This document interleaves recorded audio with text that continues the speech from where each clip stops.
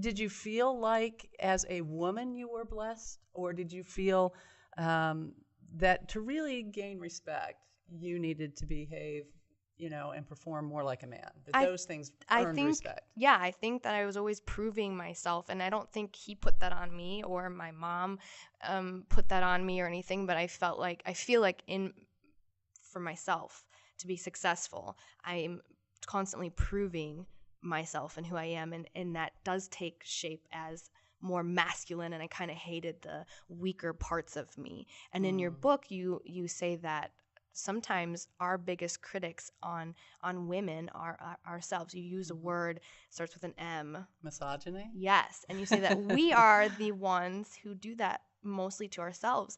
And I've Mm. been so guilty of that. And I think that was Mm. probably the most healing part, is that why am I hating the fact that I do want to be married someday and I do want to take care of my family and love my kids and be present? Why do I hate that? Isn't that something? Yeah. And I think there can be multiple factors for that. I know the story of Janet. Hers was very not her real name. Yes. She's actually a colleague of mine here at the Moody Mhm. Bible Institute. But she had some very personal wounding with her father, really valuing her far less than her brothers, but also diminishing her mother in front of her, and then physically abusive to her. I mean, Mm. that was like a deep, deep wound.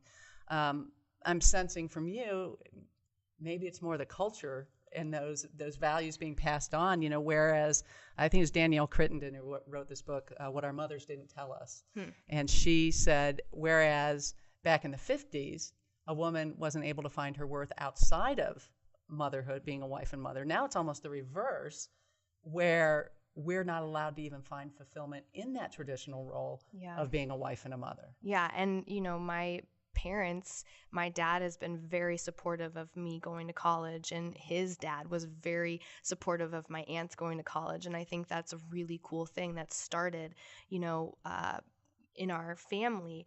And but looking at the culture today now, why is it still?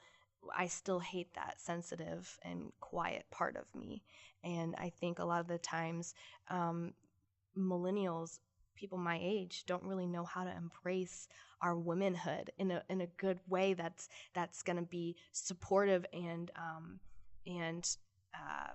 just pushing and encouraging men to be men too, and Mm-hmm. to be who they are, instead of having to put down someone who's different.